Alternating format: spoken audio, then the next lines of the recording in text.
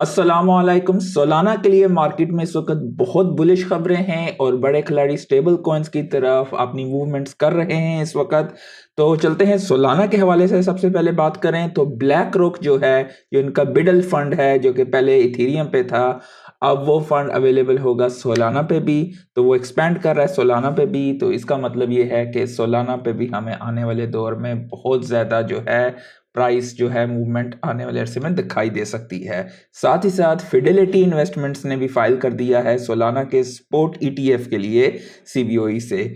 तो सोलाना के लिए तो बहुत बुलिश खबरें हैं। इसके अलावा मार्केट में अगर आज आप देखेंगे, क्रो और मूव के टोकन भी काफ़ी ज़्यादा पंप हुए हैं और बाकी भी जनरली काफ़ी ज़्यादा आपके ओल्ड कॉइन्स आज काफ़ी ज़्यादा आपको दिखाई दे रहे होंगे, जिनमें काफ़ी अच्छे अच्छे रिटर्न्स लोगों ने वापस हासिल किए हैं।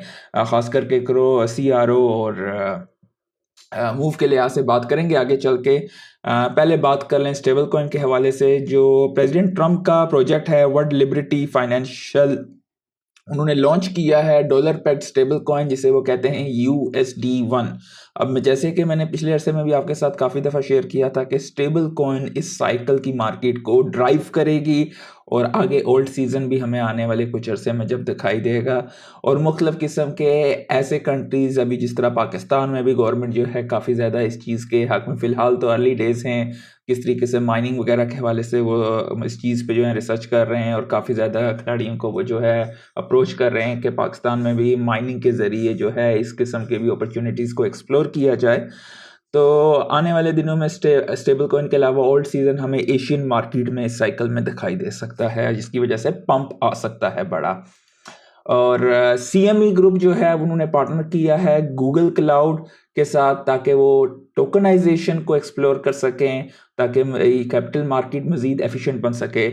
पिछले तकरीबन गालिब 5-6 महीने से मैं इस हवाले से आपके साथ शेयर कर रहा हूँ कि टोकनाइजेशन जो है आने वाले दौर में आपकी इक्विटी, आपकी मुख्तलिफ़ किस्म की द वे वी लिव, वो सारी चीज़ें टोकनाइज्ड फॉर्म में होंगी, क्योंकि वो इंस्टेंट फाइनलिटी उसकी होती है, सेटलमेंट्स फ़ौरन हो सकती हैं।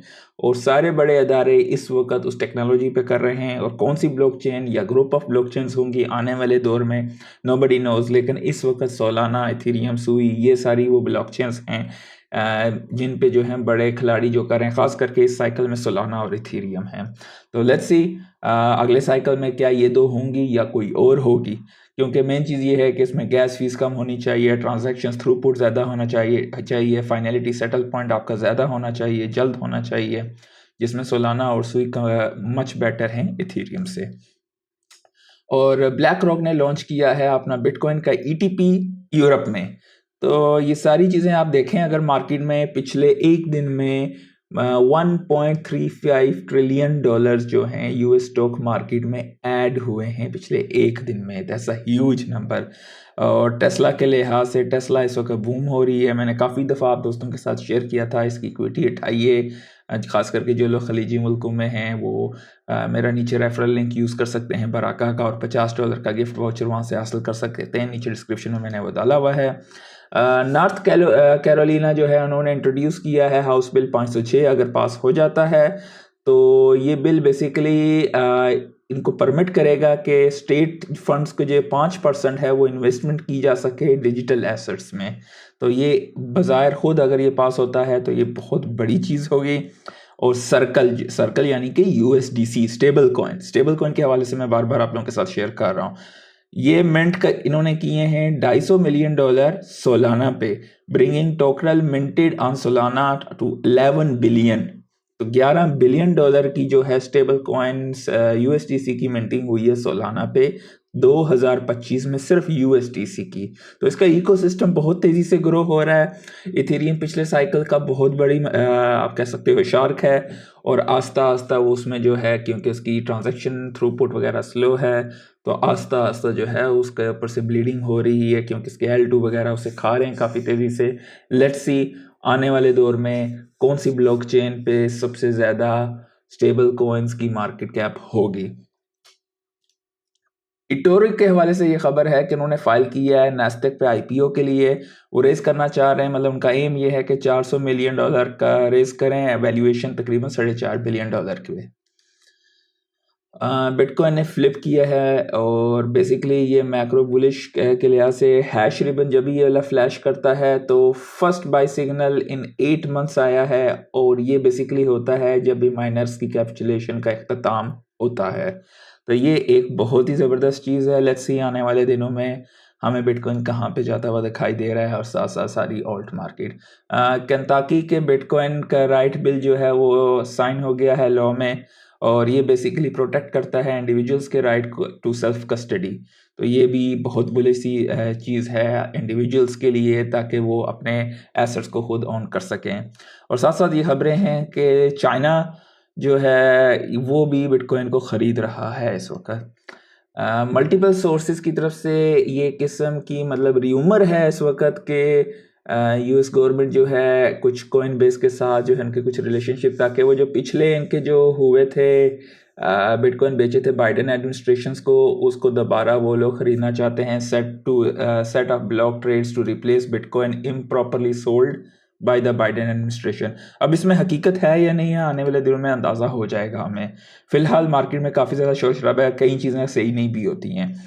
Crypto exchange Kraken considering up to 1 billion डेप्ट फाइनेंसिंग हासिल करना चाहती है क्रैकन। और क्रैकन भी जो है इसका भी सुना है पिछले अरसे में कि ये भी अपना एक L2 इथेरियम पे लॉन्च करना चाहते हैं। मैट गोक्स के हवाले से ये खबर है उन्होंने $1 बिलियन वर्थ ऑफ बिटकॉइन की मूवमेंट की है, मतलब उन्हें ट्रांसफ़र किया है। तो ये किस्म की इनकी थर्ड मेजर ट्रांसफ़र है मार्च में। और साथ साथ स्टेबल कॉइन के हवाले से अगर हम बात करें तो इथेरियम की जो स्टेबल कॉइन की मार्केट कैप है वो 132.4 billion reached all time high. तो stable coins are growing. Chains कौन सी चेन का जो है आप कह सकते हो उसकी वेलोसिटी जो है या आप उस कितनी तेज़ी से ग्रो हो रही है जिस भी चेन पे, तो वो चीज़ मैटर करेगी चेन कौन सी ज़्यादा तेज़ी से ग्रो हो रही है।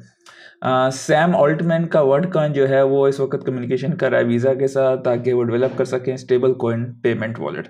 हर जगह पे स्टेबल कॉइन्स की बात हो रही है क्योंकि गवर्नमेंट की तरफ से यूएस की गवर्नमेंट की तरफ से स्टेबल कॉइन पे जो है नरमियाँ की गई हैं क्योंकि उनको अब ऐसा इस गवर्नमेंट को फील होता है कि स्टेबल कॉइन क्योंकि वो पेग होंगे यूएसडी से तो इससे डॉलर की जो है पूरी दुनिया में रिक्वायरमेंट मज़ीद बढ़ेगी।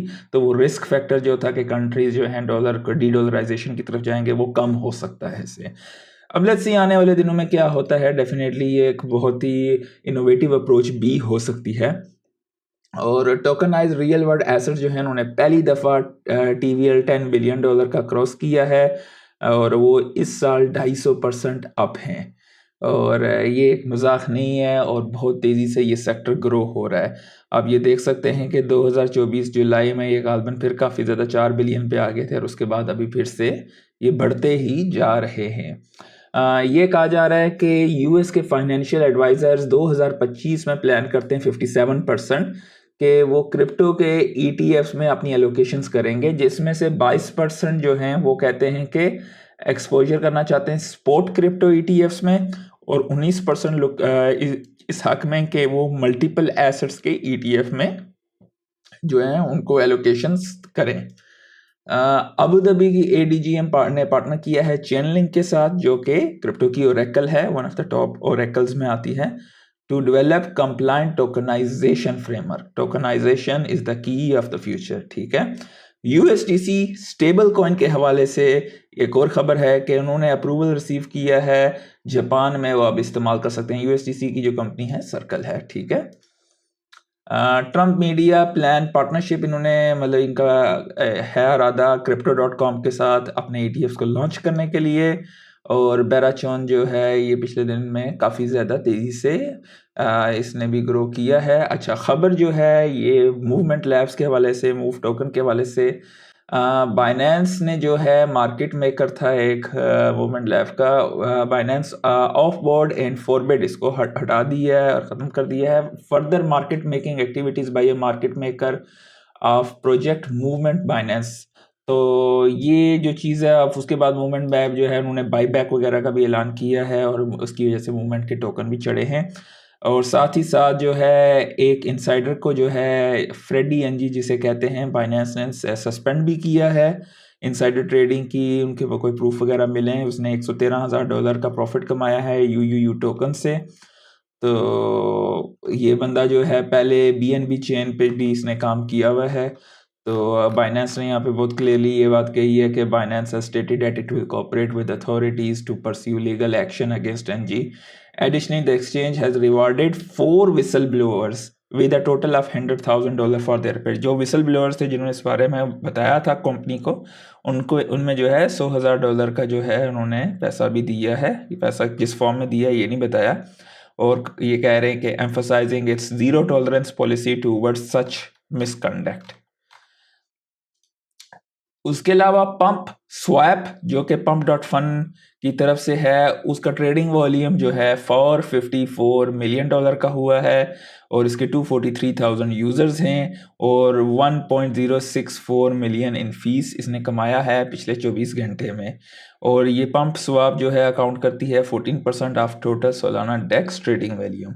अब ये एक रिस्क फैक्टर हो सकता है रेडियम के इन्वेस्टर्स के लिए, क्योंकि पहले पंप स्वैप होती नहीं थी। पंप डॉट फन का सारा जो भी कॉइन्स वगैरह थे वो रेडियम पे मेजोरिटी जो है आते थे। तो अब जो है लेट्स सी आने वाले दिनों में, क्योंकि ये एक फैक्टर हो सकता है रेडियम के डिक्लाइन के लिए। तो आपके पास अगर इन्वेस्टमेंट्स हैं तो आप इस बारे में सोच सकते हैं। फेयर एंड ग्रीड इंडेक्स अगर हम देखें तो 46 पे हैं, कल 45 पे थे। और बिटकॉइन जो है 88,000 पे है पिछले 24 घंटे में। मूवमेंट और क्रोनोस के हवाले से मैंने आपको बताया है, और बाकी भी काफ़ी अच्छे कॉइन्स जो हैं रिटर्न हुए हैं। मार्केट कैप इस वक्त 2.88 ट्रिलियन का है। उम्मीद करता हूँ आज काफ़ी कुछ सीखने को मिला होगा। लाइक कर दीजिएगा, सब्सक्राइब कर दीजिएगा, दोस्तों के साथ शेयर कीजिएगा। आज के लिए इतना ही, अल्लाह हाफिज़।